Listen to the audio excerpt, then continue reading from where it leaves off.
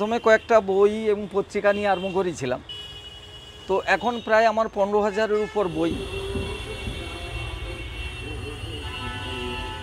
এই লাইব্রেরিটা করেছি, এটা হচ্ছে ওপেন লাইব্রেরি, এর জন্য কোনো পয়সা লাগবে না। মাঠে যারা আসবেন তারা এখানে বই পড়বেন, পত্রিকা পড়বেন। পুরো মাঠটা সাউন্ড সিস্টেম করা আছে। ওনারা, আমি সকাল বিকেল হয়তো রবীন্দ্রনাথ চালালাম, ঠাকুরের গান চালাই, ওনারা মোটামুটি সময় কাটিয়ে এখানে যান।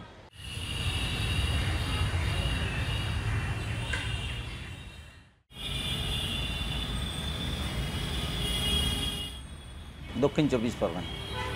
তো সেখানে একটা প্রত্যন্ত গ্রাম আছে লক্ষ্মীপুর, সেখানে আমি পড়াশোনা করেছি। ছোটোবেলা থেকে আমি ওখানেই মানুষ হয়েছি। তো মাধ্যমিক পাস করেছি ওখান থেকে, তারপর আর আমি পড়াশোনা করতে পারিনি।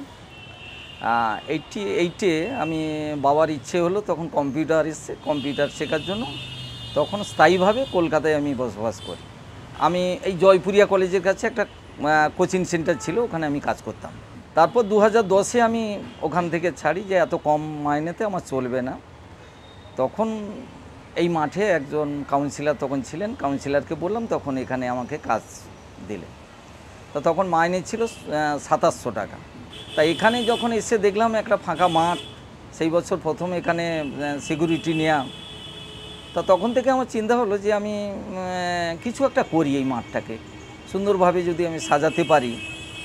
সারাদিন সিকিউরিটির কাজ তো বসে থাকার কাজ, চুপচাপ।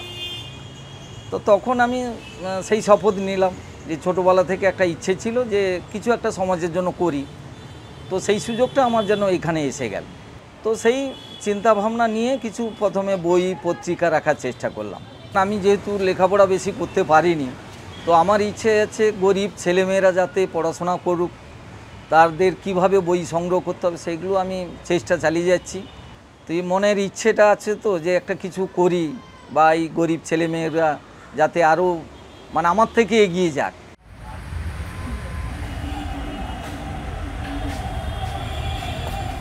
ছোটোবেলা থেকে তো অনেক কষ্ট করে মানুষ হয়েছি, হয়তো পড়াশোনাটা আমি এতদূর করতে পারিনি, কিন্তু ইচ্ছে আছে যে আমি এই পড়াশোনা না করেও আমি এর মধ্যে, বইয়ের মধ্যে থেকে যাই সারাটা জীবন।